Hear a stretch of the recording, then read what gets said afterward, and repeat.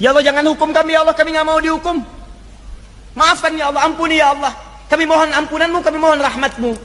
Bagaimana caranya ya Allah supaya saya jangan dihukum?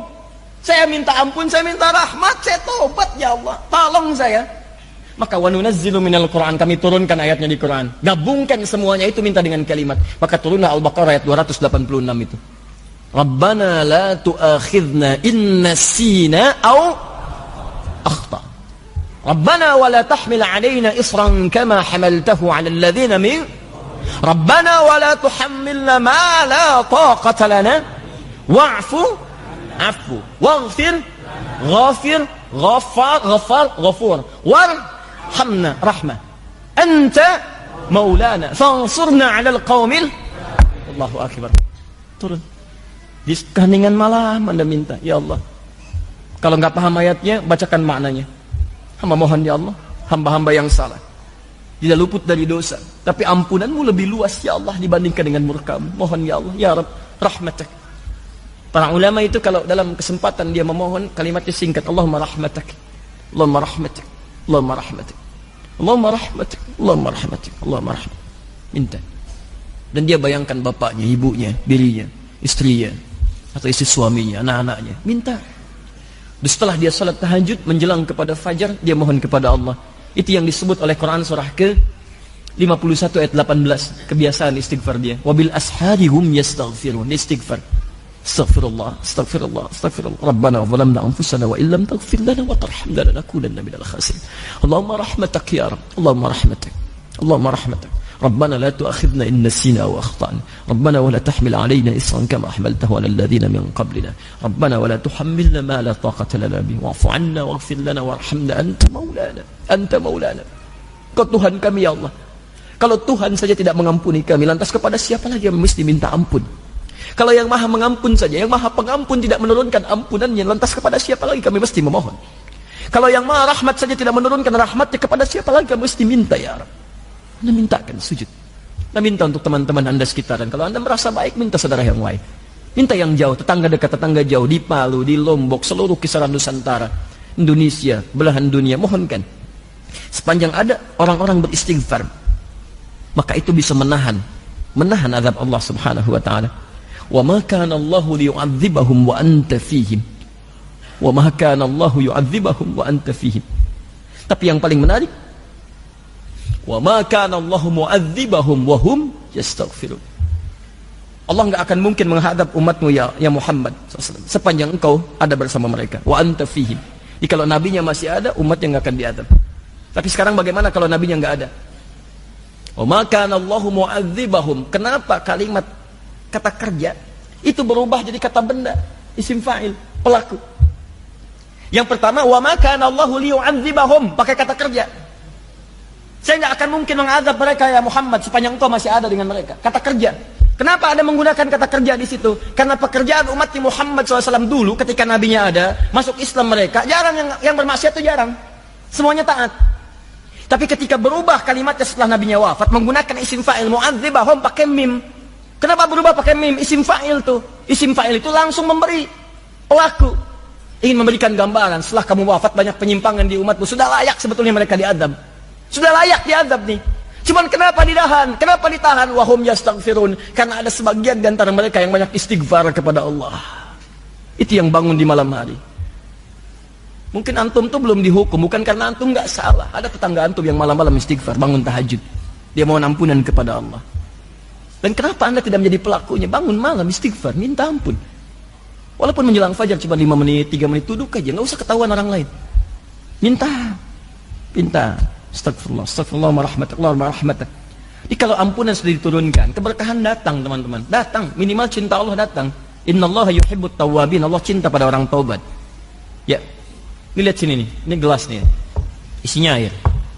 Ini kalau kotor, ditutup nih, nggak bisa masuk apapun. Saya sering contohkan ini, nggak bisa masuk apapun. Ini hidayah mau masuk susah. Anda mau buka, kalau sudah buka, Anda kosongkan dulu ini, tutup, buka sekat maksiatnya, buka begini, keluarkan kotorannya dengan istighfar. Begitu Anda keluarkan kosong, kalau kosong diisi apa aja gampang. Maka sholat jadi gampang, baca Quran jadi gampang, sedekah jadi gampang, semua jadi gampang. Kalau sudah gampang maka sudah dekatlah Anda dengan Allah Subhanahu wa taala. Maka ini tawaran yang kedua. Ada ayat-ayat Quran yang jadi bimbingan Anda untuk lebih dekat kepada Allah, sekaligus menghapuskan dosa-dosa yang pernah dikerjakan. Ingat, tidak ada manusia yang sempurna. Tidak ada manusia yang tidak pernah salah, kecuali Rasul, Nabi yang sifatnya maksum. Tapi kita yang bukan Nabi dan Rasul pasti pernah berbuat salah. Tapi rahmat Allah memberikan jaminan untuk menghapuskan semua kesalahan itu. Jadi kalau Anda tidak mengambilnya, bukan Allah yang salah, manusianya yang memang tidak ingin berubah jadi lebih baik. Paham sampai sini? Baik. Jadi itu yang dimaksudkan wa nunazzilu minal qur'ani ma huwa syifaa'un wa rahmatun. Makna rahmat yang pertama, ampunan dari semua dosa.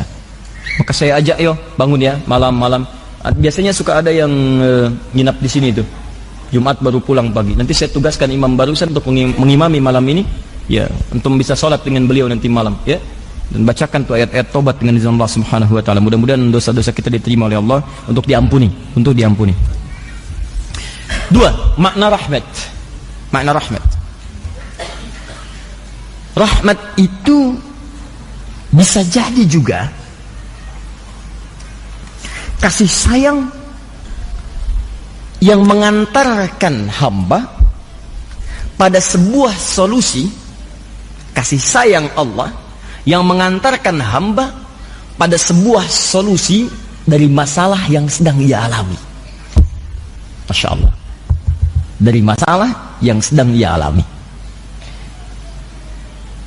Jadi kalau Allah ingin memberikan solusi, jalan keluar bagi seorang hamba untuk mengatasi persoalan yang sedang ia hadapi, itu sebelum diberikan solusi, rahmat dulu diturunkan. Rahmat.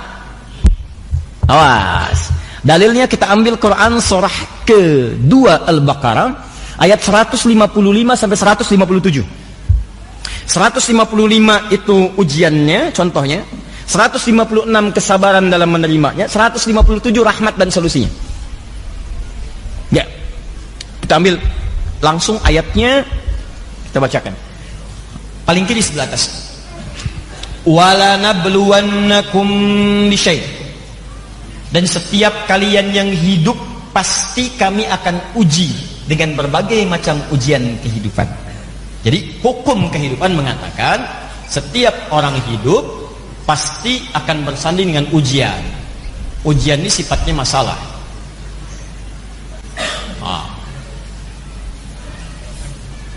Tolong pahami dulu ya, tolong pahami.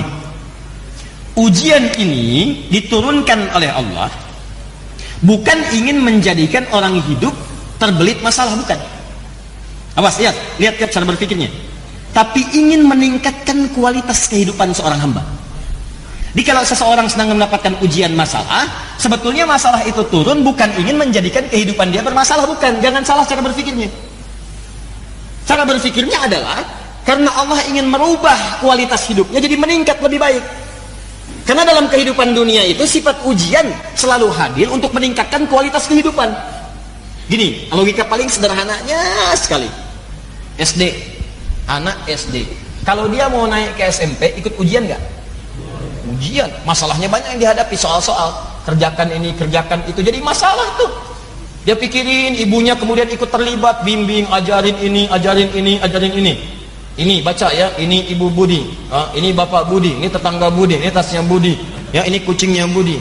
Dia tanya, kenapa semuanya punya Budi? Nah itulah orang Budi itu orang yang sangat kaya, punya semuanya, tapi kekayaannya tidak membuat dia jauh dari Allah Subhanahu Wa Taala.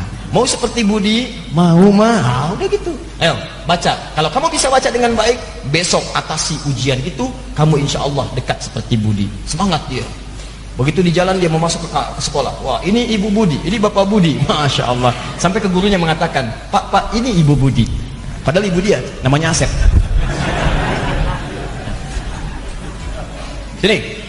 Nah, jadi anak SD itu diuji bukan untuk membuat dia bermasalah, tapi supaya kualitas keilmuannya meningkat, mentalnya naik, bagus. Apa ukurannya? Ujian.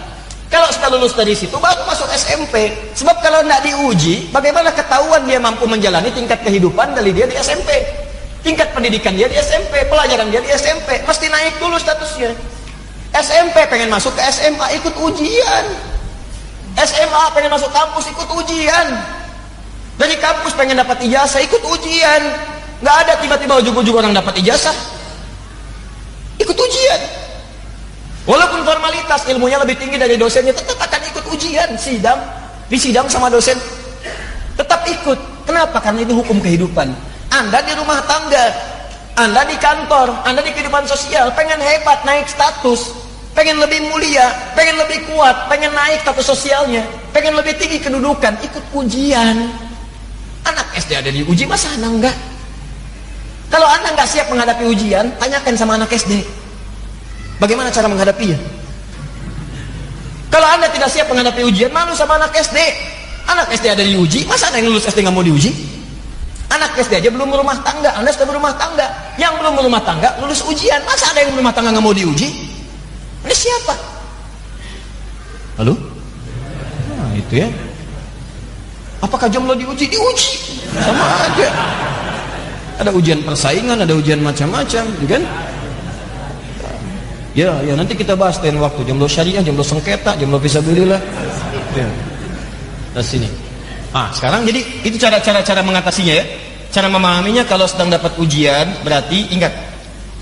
Pertama kali yang harus Anda yakinkan pada jiwa. Kalau prinsip Quran ini dipakai, Anda akan nikmat dalam menghadapi ujian. Bahkan ada orang-orang yang gembira ketika diuji. Malah kalau nggak diuji, dia sedih tuh. Kok nggak diuji ya? Kok nggak diuji? Berarti ada yang tidak diinginkan dalam kualitas hidupnya. Bahkan orang-orang itu ada yang gembira. Wabasyiris sabirin. Orang sabar itu pasti gembira. Berikan kabar gembira pada orang sabar. Siapa orang sabar? Orang yang diuji. Dia ada orang-orang yang ketika datang ujian dia malah gembira. Allah, terima kasih turunkan ujian pada saya, bukan pada yang lain. Mau naik status hidup saya. Mau naik. Di pertama kali tanamkan pada jiwa. Kalau Anda sekarang sedang mendapati ujian, berarti kualitas hidup Anda akan meningkat. Nah, Masya Allah. Naik Anda di hadapan Allah Subhanahu wa Ta'ala. Yang kedua, pahami betul ya, pahami ini. Jadi kalau cara memandang kita seperti ini, kita akan lebih tenang dan lebih siap menghadapi berbagai ujian. Kedua, ingat baik-baik kalimat ini. Ini kalimat Quran. Allah tidak akan pernah menguji seseorang di luar batas kemampuannya. Ujian itu selalu menggunakan di Quran kalimatnya sama dengan pertama sesuai dengan kemampuan. Di ujian itu berbanding lurus dengan kemampuan. Orang yang tidak mampu mengatasi ujian gak akan diuji. Demi Allah saya katakan, ada ujian yang diberikan kepada Anda, bukan pada saya. Itu Allah memandang Anda yang sanggup. Saya nggak mampu. Saya mah apa tuh? Ya, Anda yang mampu. Makanya nggak dititipkan kepada saya. Jadi Anda nggak usah mengeluh. Anda mestinya bangga. Karena kaidah mengatakan dalam Al-Quran ayatnya jelas, la yukallifullahu nafsan illa. Nggak akan pernah Allah menguji seseorang di luar batas kemampuannya. Jadi kalau Anda merasakan ujian berat sekali, ya Allah, kenapa mesti saya?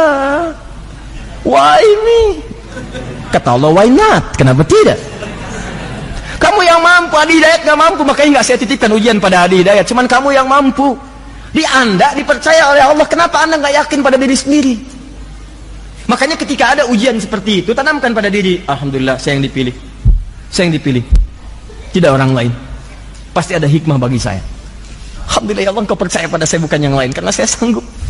Tapi jangan berlebihan. Bikin status. Memang cuma saya yang sanggup, yang lain tidak. Ceklik. Oh. Dah. Nah, jika sudah seperti itu, hatinya enak. Enak. Kan? Terakhir, ingat. Terakhir cara menyikapinya. Ini saya belum ke rahmat nih.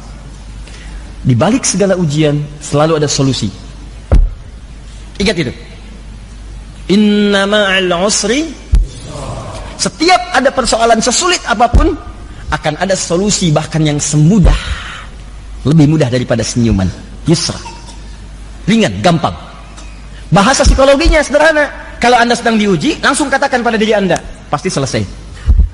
Pasti beres. Nggak mungkin nggak selesai. Itu meringankan beban kita, teman. Begitu Anda sedang punya masalah, katakan pada diri Anda, pasti beres.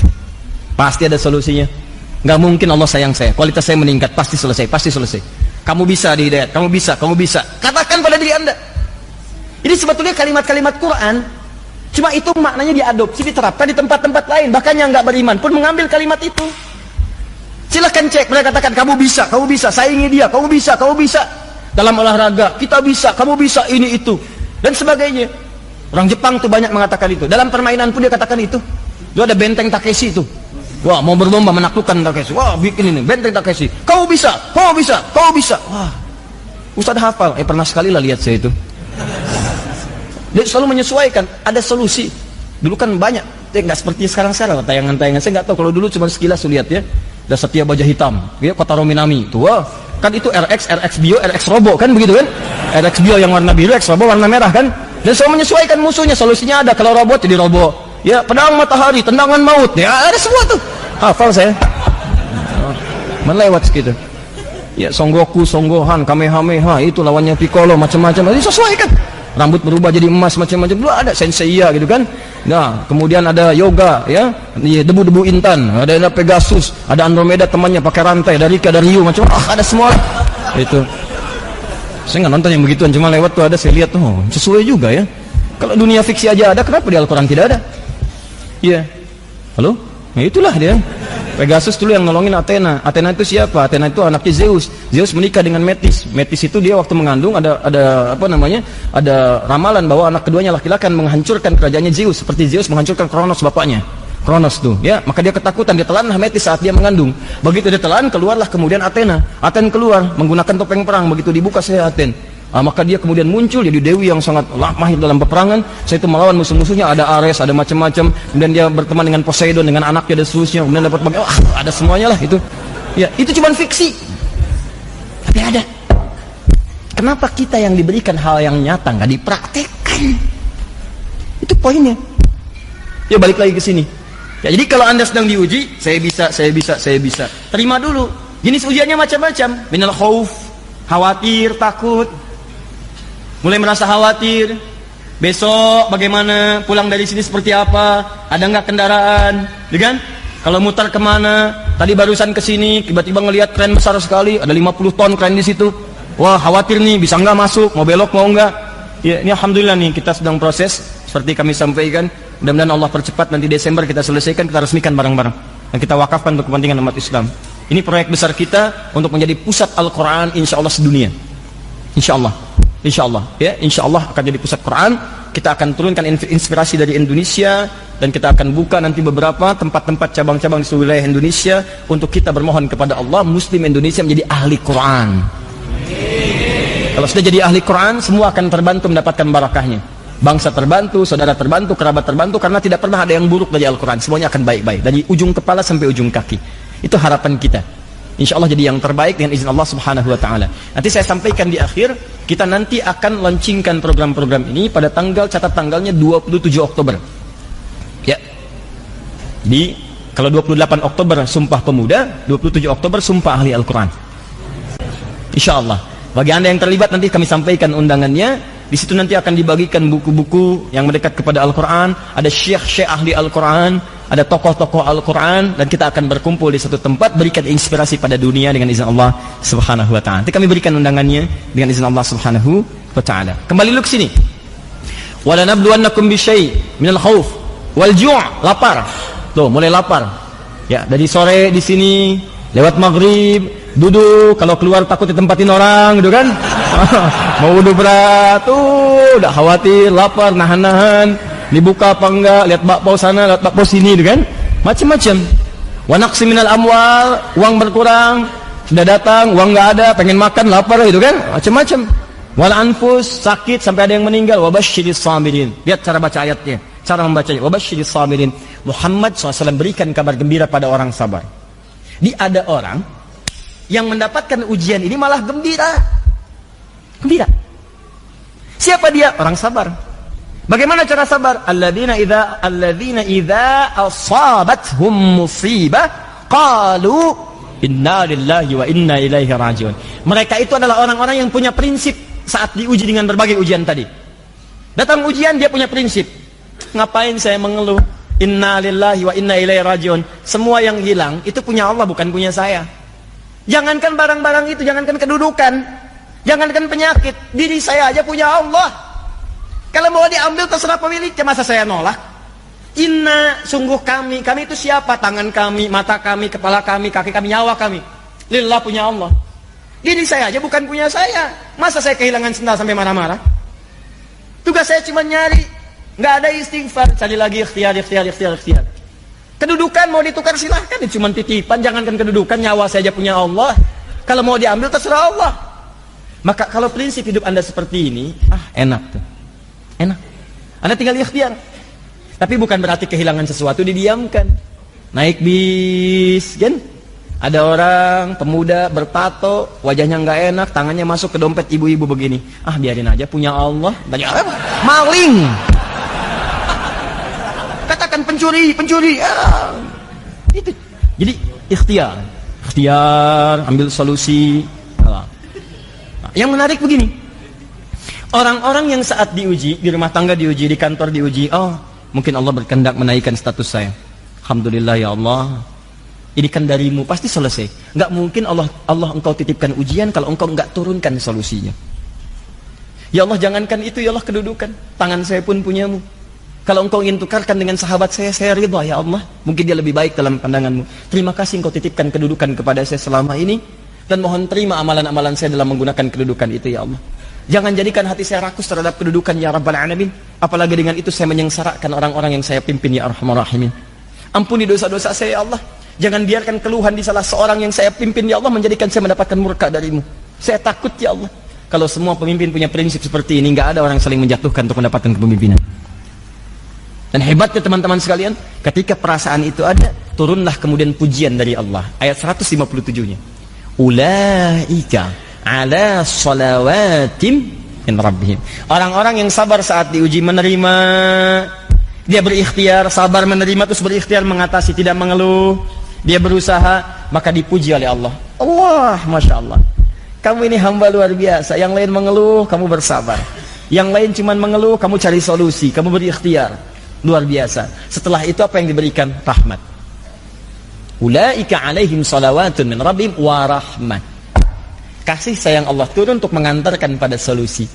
Jadi begitu Anda sabar, sebetulnya orang sabar itu lebih dekat kepada solusi dibandingkan pengeluh yang mengeluhkan setiap persoalannya.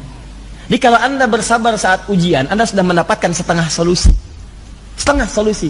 Setengahnya lagi Allah akan turunkan melalui kesabaran Anda dalam berikhtiar. Jadi begitu Anda sabar, datang pujian. Turun rahmat. Begitu turun rahmat, lihat ujung ayatnya. Wa ulaika humul muhtadun. Dan mereka itulah orang yang akan diberikan solusi, petunjuk untuk mengatasi persoalannya. Tuh. Sederhana sebetulnya. Ya, cuman teorinya nggak mudah dipraktekkan, tidak mudah. Ya, kadang-kadang persoalan di rumah tangga selesai dengan senyuman. Tapi untuk senyum aja nggak mudah. Ya, nggak mudah kadang-kadang. Nah, itu butuh kesabaran. Datang persoalan di kantor yang dimarahin anak-anak. Dia udah gambar mau tunjukin kepada Anda karya dia tuh selama 8 jam dia tungguin. Begitu Anda datang, dia sambut di depan pintu. Papa, diam kamu. Hah? Kenapa Pak? Kamu lagi ikut-ikutan. Oh, yang salah siapa? Terus pintu dibanting. Salah pintu apa? Kalau pintu bisa bicara, bukan bulan aja yang diharapkan bisa ngomong. Dia pintu bisa-bisa dia akan berkata, salah siapa sampai dibanting begini? Salah kamu mau dibanting. Oh, nggak bisa juga begitu. Balik. Nah, kalau Masya Allah, kadang-kadang ibu juga menyambut begitu. Bu, cari lawannya Bu ya. Pak, cari lawannya. Ingat, saya kasih solusi ya, sederhana. Kalau ada sesuatu hal yang tidak menyenangkan, cari lawan positifnya. Itu insya Allah cepat selesai. Cemberut lawannya apa? Senyum. Jadi kalau ada orang cemberut, antum senyum, gak usah marah. Isi cemberut misalnya kan, dicemberutkan datang. Assalamualaikum. Kayaknya kenal. Ah, papa. Kenapa? Ah, udah cerita beres. Jadi cemberut. Antum lagi marah. Kenapa kamu? Emang kenapa? Oh, sudah. Udahlah. Tapi memang teorinya mudah, prakteknya itu tidak semudah yang dikatakan. Ustadz juga sama aja. Sama. Makanya jarang ada ustadz ceramah bawa istrinya, jarang sekali. Ini live ya. Kita selesaikan di rumah ya. Oke, insyaallah. Paham? Jadi sekarang apa ayat-ayat tentang rahmat itu? Kalau sedang punya masalah, kan? Nah, sambungkan lagi. Ayo, teori besarnya kan kerangkanya di Quran surah 17 ayat 82. Apa ayat-ayatnya untuk mendapatkan rahmat tuh? Kalau di rumah tangga ada masalah, bagaimana cara mendapatkan ayat rahmat? Kan kata Quran, wa nunazzilu minal Qur'ani ma huwa syifaa'un wa rahmatun. Di antara makna rahmat, solusi dari masalah. Nah, kalau Anda sedang punya masalah, baca ayat Quran, pelajari, praktekkan dalam hidup. Apa ayatnya? Maka turunkanlah kemudian di Quran ayat-ayat rahmat terkait dengan solusi dalam kehidupan. Contoh kalau di rumah tangga ayat rahmatnya apa? Turunkan Quran surah keempat misalnya ayat 34 sampai 35. Kalau ada sengketa suami istri bagaimana menyelesaikannya, di situ ada. Dari mulai komunikasi, dari mulai saling berpisah dulu tempat tidur, dimulai saling memberikan pelajaran dulu, saling merenung, sampai minta pendapat kepada orang bijak. Ya, wa in khiftum shiqaqa bainihima fab'athu hakaman min ahli wa hakaman min ahliha ya yurida islaha yuwaffiqillahu bainahuma. Ada semua turunannya. Kalau anak-anak sedang punya masalah di sekolah, bagaimana caranya?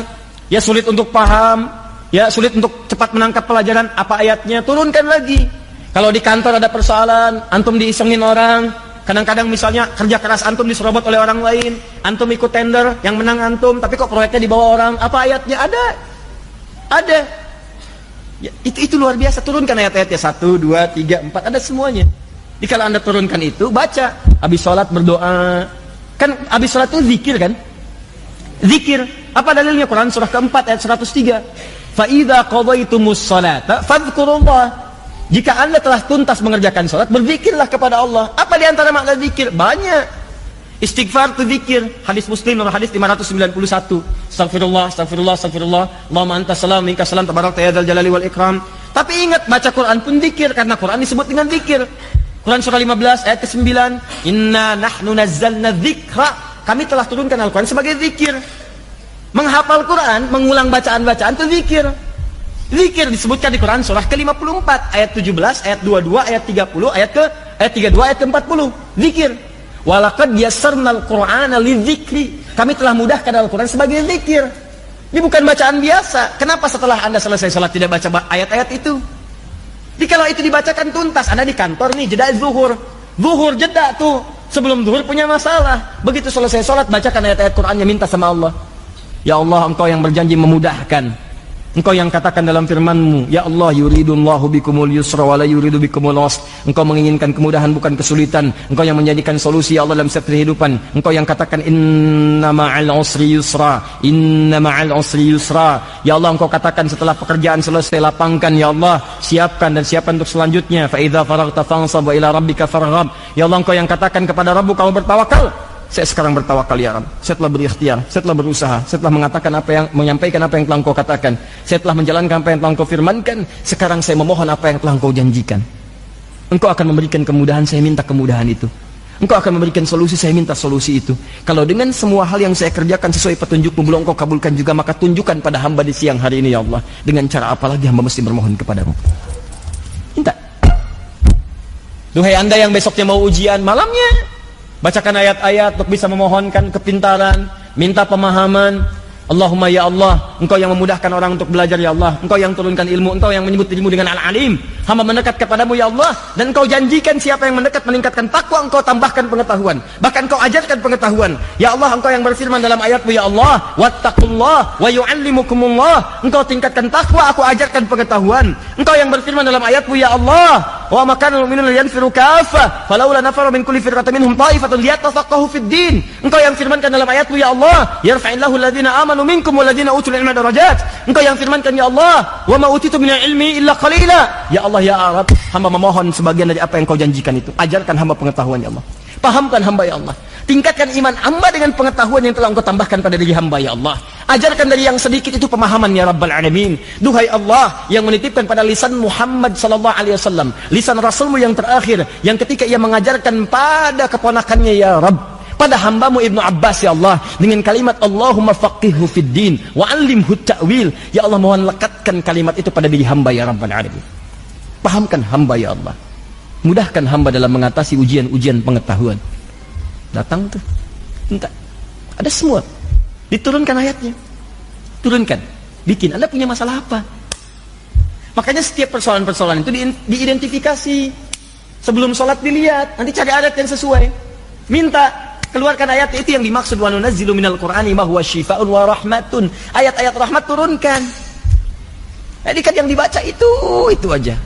Qul a'udzu birabbin nas, qul a'udzu birabbin nas, malikin nas, ilahin nas, min syarri waswasil khannas alladzi yuwaswisu fi sudurin nas minal jinnati wan nas. Ya sudah, mimpi ketemu jin, jalan di jalan ikutin jin dan sebagainya. Maula